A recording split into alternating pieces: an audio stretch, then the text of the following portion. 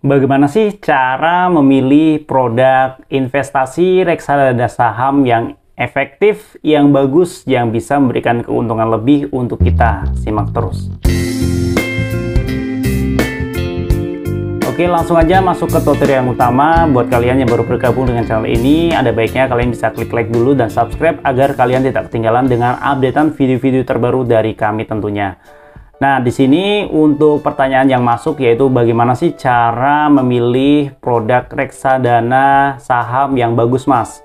Oke, di sini untuk reksadana saham langsung aja saya buka bagian explore, ya kan? Di sini teman-teman bisa lihat tipe reksadananya ada pasar uang, obligasi, saham, syariah dan lainnya. Kita klik saham, teman-teman. Nah, untuk pertanyaan ini saya jawab dengan dua hal, teman-teman. Yang pertama, teman-teman bisa lihat expense ratio-nya, teman-teman. Expense ratio ini apa, Mas? Untuk expense ratio ini adalah biaya yang harus kalian keluarkan untuk membayar manajer investasinya, teman-teman.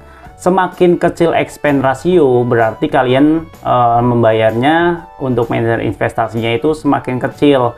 Berarti keuntungan kalian itu bisa semakin lebih besar. Nah, sebaliknya, jika expense rasionya besar seperti ini, 4,71%, 4,3%, ini juga 5,22%, maka biaya yang harus kalian keluarkan untuk istilahnya fee-nya sebagai manajer investasi, kalian kan investor nih, Batavia dana saham ini produk investasi, tapi untuk Manulife-nya ini dia manajer investasinya, teman-teman. Kalian harus bayar ke Manulife-nya ataupun ke Batavia-nya itu sebesar segini, artinya dari keuntungannya itu, teman-teman. Nah, untuk hal yang kedua yang perlu kalian lihat atau perlu kalian ketahui, yaitu kalian juga harus melihat total AUM-nya, teman-teman. AUM ini adalah dana aset pengelolaannya ya, jadi besaran nominalnya yang sudah dipegang sama si manajer investasinya itu, teman-teman. Artinya aset under management ya, AUM itu ya. Jadi berapa di sini? 7 triliun, 3,74 triliun, 3,36 triliun. Semakin besar AUM-nya ini berarti sudah banyak orang yang naro uangnya ataupun dananya atau asetnya ke sini, teman-teman. Jadi kalian bisa lihat aja nih untuk returnnya ini, returnnya ada yang 10,64%, 11,60%. Ini nggak jaminan ya menurut saya, karena ini adalah 1 tahun ke belakang, teman-teman, bukan 1 tahun ke depan, karena kita nggak tahu nih kondisi perekonomian Indonesia itu seperti apa untuk 1 tahun ke depannya. Oke, di sini untuk rekomendasi saya, reksadana saham yang saya pilih ada 2, teman-teman, sebenarnya, tapi saya paling seneng ini, teman-teman. Ini BNI AM IDX 30. Di sini bisa teman-teman lihat expense rasionya hanya 1,92%.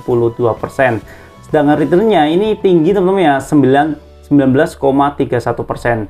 Tapi untuk dana pengelolaannya atau AUM-nya masih di angka 1,34 triliun, teman-teman. Nih, ini grafiknya lumayan oke ya. Jadi CAGR-nya 1 tahun oke, dan ini drawdown-nya ini penurunannya dalam 1 tahun 10%.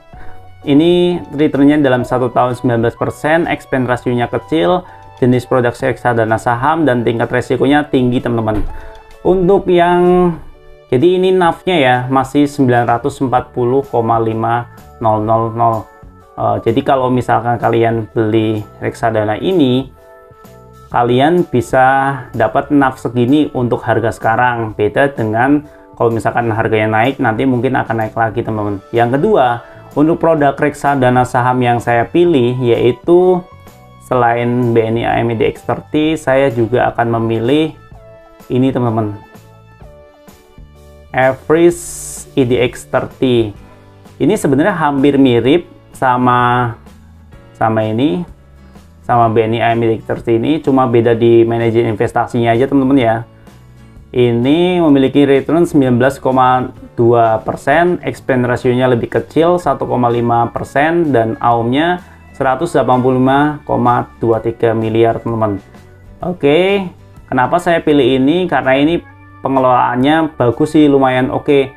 CAGR-nya tinggi, expense rasionya rendah, dan ini juga Ini teman-teman bisa lihat expense ratio mengukur seberapa besar biaya yang dikeluarkan untuk mengelola reksadana.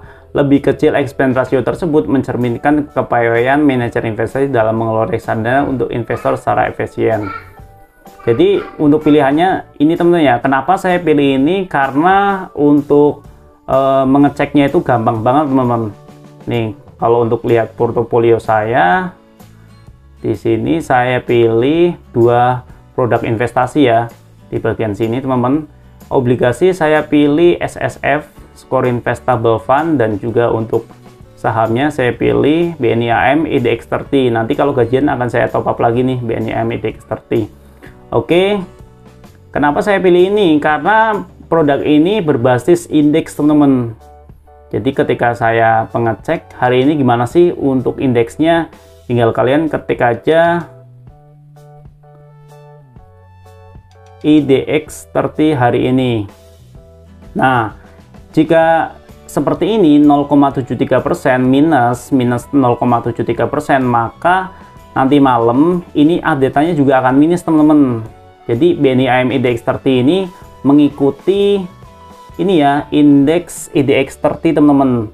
Jadi kalau misalkan teman-teman bisa lihat selama 5 hari ini masih minus 1,52%, karena setelah lebaran ini investor dari dana asing itu keluar semua teman-teman, bertriliun-triliun rupiah nih. Dengan kemarin nih sebelum puasa ini naik banget nih, just naik terus, tapi setelah ini just gugur turun deh.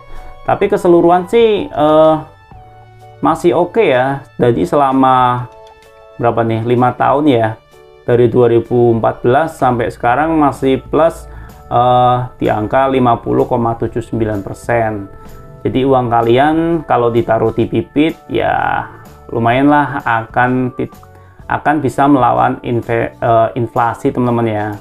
Jadi untuk investasi di bibit ini bukan tanpa resiko teman-teman. Kalian harus memahami apa sih resiko yang kalian punyai ya, mau itu moderat, yang agresif ataupun konservatif teman-teman.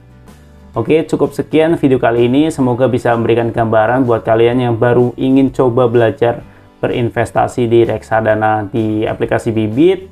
Dan cukup sekian. Wassalamualaikum warahmatullahi wabarakatuh. See you next video. Bye-bye.